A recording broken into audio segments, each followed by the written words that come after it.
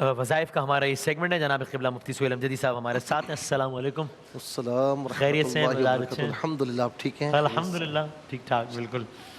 قبلہ یہ ملتان سے سوال ہے. سلمان صاحب ہمارے بڑے اچھے دوست بھی ہیں. ایک سلمان نعیم صاحب ایم پی ہیں, وہ بھی ملتان میں ہی رہتے ہیں. تو خیر سوال کر رہے ہیں کہ میں مارکیٹنگ کی جاب کرتا ہوں, الحمدللہ نوکری بڑی شاندار ہے, لیکن میں پیدائشی طور پر اپنی بات سمجھانے میں دقت محسوس کرتا ہوں, جلد گھبرا جاتا ہوں. اسی وجہ سے میرے ماتحت میری بات مانتے نہیں ہیں, یا پتہ نہیں میں انہیں سمجھا نہیں پاتا. تو مجھے کوئی دعا سکھائے کہ میں اپنی اس کمزوری پہ قابو پا سکوں. اور مجھے یقین ہے کہ یہ لاکھوں لوگوں کا مطلب, وہ کہتے ہیں یار بتا ہی نہیں پا رہے یار, یہ مطلب نہیں تھا یار, ہمیشہ کچھ گڑبڑ ہو جاتی ہے, پھر وہ سامنے سے بندہ ریئیکٹ کر دیتا ہے. میں یہ نہیں کہنا چاہ رہا تھا یار, میں کیسے سمجھاؤں بات, بڑا کامن مسئلہ ہے. بسم اللہ الرحمن الرحیم. اللہم صلی علی سیدنا و مولانا محمد وعلی آلہ و اصحابہ وبارک وسلم. یہ بڑا ایک کامن مسئلہ ہے. اچھا, آپ کی بات پر کہوں گا, کچھ لوگ ایسے ہوتے ہیں کہ جب وہ بات کرتے ہیں صحیح کرنا چاہتے ہیں, لیکن وہ بات ایسی کر دیتے ہیں کہ اگلے بندے کو بری لگ جاتی ہے, اور بعد میں کہتے ہیں میرا مطلب یہ نہیں تھا بھائی, پھر آخر میں کہتے ہیں میری قسمت ہی خراب ہے کہ میں جب بات کرتا ہوں تم ناراض ہو جاتے ہو. تو یہ ایک نہیں کئی لوگوں کا مسئلہ ہوتا ہے, اور اس وجہ سے وہ ترقی بھی نہیں کر پاتے. اچھا, اس میں سب سے ایک بڑی وجہ یہ ہوتی ہے کہ کچھ بچے بھی ایسے ہوتے ہیں جو اپنا یعنی سلیبس صحیح یاد کرتے ہیں, لیکن عین امتحان کے وقت وہ ڈیلیور نہیں کر پاتے. خاص طور پر جو اورل ایگزامز ہوتے ہیں اس میں وہ نہیں کر پاتے, حالانکہ یاد ہوتا ہے ان کو. تو ایسے بچوں کو شروع سے چاہیے کہ والدین خاص طور پر انہیں کانفیڈنس دیں, کیونکہ اگر ان کو کانفیڈنس نہ دیں تو بڑے ہو کر پھر وہی عادتیں رہتی ہیں, اور اپنی بات دوسروں کو کنوے کرنے میں انہیں بڑی دقت ہوتی ہے. ٹھیک ہے. اچھا, اسی طریقے سے جب وہ کنوے نہیں کر پاتے تو ان کی باتوں میں اٹکن بھی شروع ہو جاتی ہے.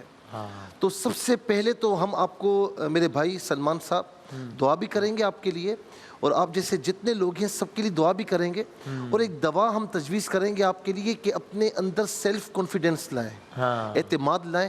وہ کہتے ہیں نا کہ جب بندہ تقریر, یہ ایک میں انیشل اسٹیج کی بات کر رہا ہوں, کہ جب ہم کسی کو تقریر سکھاتے ہیں نا تو اس سے کہتے ہیں کہ یار تم سب سے پہلے آئینے کے سامنے کھڑے ہو کر تقریر کرو. جب تم دیکھ کر کرو گے نا تو تمہیں اپنی عادات کا اور اپنے جو آپ کے ایکسپریشنز ہیں ان کا پتہ چلے گا, اور آپ کس طریقے سے بول رہے ہیں, ڈیلیور کر رہے ہیں, آپ کو پتہ چلے گا. تو میں آپ سے بھی کہوں گا کہ تھوڑا سا آئینے کے سامنے کھڑے ہو کر نا بالکل اعتماد کے ساتھ, کہ جیسے میں کسی کے سامنے کھڑا ہوں اور آپ جو بات کہنا چاہتے ہیں 4-5 منٹ وہ بات کہنے کی پریکٹس کریں.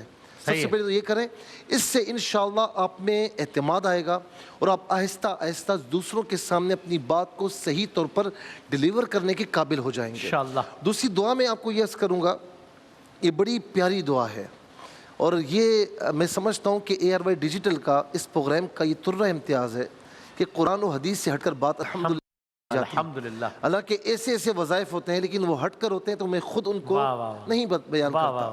قرآن و حدیث, کیونکہ میرا اس سے بڑی کوئی سند ہی نہیں ہے, مطلب بات ختم ہو گئی, ڈیبیٹ کی گنجائش بات ختم ہو گئی. کوئی کہے کہ بھائی میں نے پڑھا تھا مجھ سے پڑھا نہیں گیا, وہ ایک علیحدہ بات ہے. کوئی کہے میں نے پڑھا تھا صحیح طور پر نہیں پڑھا تھا. کوئی صحیح طور پر پڑھے گا, یہ ہو نہیں سکتا کہ کام نہ ہو. یہ موسیٰ نبینا علیہ السلام جو اللہ کے کلیم ہیں, یہ ان کی دعا ہے. اور آج عجب اتفاق ہے کہ 16ویں پارے میں ہے, سورہ مریم میں ہے, اور آج جو روٹین کی تراویح چل رہی ہے تو آج پارہ بھی وہی ہوگا الحمدللہ. جی جی, یہ جب موسیٰ علیہ السلام کو حکم ہوا نا کہ اذهب الى فرعون انه طغى, کہ جائیے. اچھا, بعض آیات میں اذهبا آپ کے بارے میں بھی ہے, اور ہارون علیہ السلام کے بارے میں جو آپ کے بھائی ہیں, کہ آپ جائیں ان کے پاس. فَقُولَا لَهُ قَوْلًا لَيِّنًا, دیکھنا نرم طریقے سے تبلیغ کرنا. دشمن ہے, خدائی کا دعویٰ کر رہا ہے, زمین میں خدا بنا بیٹھا ہے, اس سے بڑی بات کیا ہو سکتی ہے. لیکن اللہ تبارک و تعالیٰ اپنے بندے کی ہدایت کو کتنا مطلوب رکھتا ہے کہ دیکھو میرے نبی تم میرے کلیم ہو, جانا لیکن ذرا نرم طریقے سے بات کرنا. لَعَلَّهُ يَتَذَكَّرُ أَوْ يَخْشَىٰ, ہو سکتا ہے کہ نصیحت قبول کر لے, ڈر جائے. اچھا, موسیٰ علیہ السلام نے عرض کی کہ یا الہ العالمین, میری زبان نہیں چلتی, لکنت ہے. اچھا, اس کا پس منظر میں اختصار کے ساتھ عرض کروں. پس منظر یہ ہے, یہ تو آپ سب کو معلوم ہوگا کہ آپ فرعون کے گھر میں آپ کی پرورش ہوئی, حضرت آسیہ رضی اللہ تعالیٰ عنہ. اچھا, فرعون کے گود میں تھے تو فرعون کی داڑھی آپ نے پکڑی، بچے تھے اس وقت، اور ایک تماچا کی رسید کیا. اسے بڑا غصہ آیا، بادشاہ تھا، خدائی کا دعویٰ کرتا تھا. اس نے اس بچے کو یوں پھینکا اور کہا کہ میں اسے قتل کروں گا. اور سیدہ آسیہ رضی اللہ تعالیٰ عنہ آڑے آئیں، کہا بچہ ہے وہ کیا سمجھتا ہے؟ کہا نہیں، اسے سمجھ کر کیا ہے، کیونکہ معمولی بچہ نہیں ہے. تو کہا ایسا کرو کہ امتحان لے لو، امتحان لے لو، پتہ لگ جائے گا. تو اس نے ایک جگہ پر انگارہ رکھا اور ایک مقام پر سرخ یاقوت رکھا. تو اب امتحان یہ تھا کہ اگر یہ بچہ انگارے کی طرف بڑھتا ہے اس کا مطلب یہ بچہ ہے، عام بچہ ہے. اگر یہ سرخ یاقوت لیتا ہے تو اس کا مطلب ہے کہ میری جو تشویش ہے وہ بالکل صحیح ہے.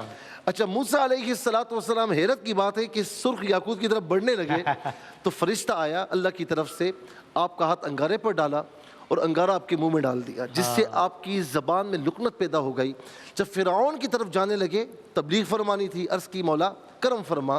تو اب یہ دعا ہے، بسم اللہ الرحمن الرحیم. یہ سورہ طٰہٰ 16ویں پارے میں ہے اور 25 نمبر آیت سے لے کر 28 نمبر آیت تک. صحیح ہے. رب اشرح لی صدری ویسر لی امری واحلل عقدۃ من لسانی یفقہوا قولی. اس کا ترجمہ یہ ہے، پروردگار میرا سینہ کھول دے اور میرے کام کو میرے لیے آسان کر دے، اور میری زبان کی گرہ کھول دے تاکہ لوگ میری بات سمجھ سکیں. سبحان اللہ. یہ دعا جب آپ پڑھ کر گئے تو اللہ رب العالمین نے آپ کو فصیح و بلیغ بنا دیا. تو وہ بچے جن کی زبان میں لکنت ہے، وہ بچے جو صحیح طور پر بات نہیں کر سکتے، وہ نوجوان میرے بھائی جو نوکریاں کرتے ہیں اپنی بات ڈیلیور نہیں کر سکتے، خاص طور پر مارکیٹنگ کے لوگ ہیں، انہیں تو ظاہر ہے کہ چرب زبانی چاہیے، ان کا کام ہی بولنا ہے.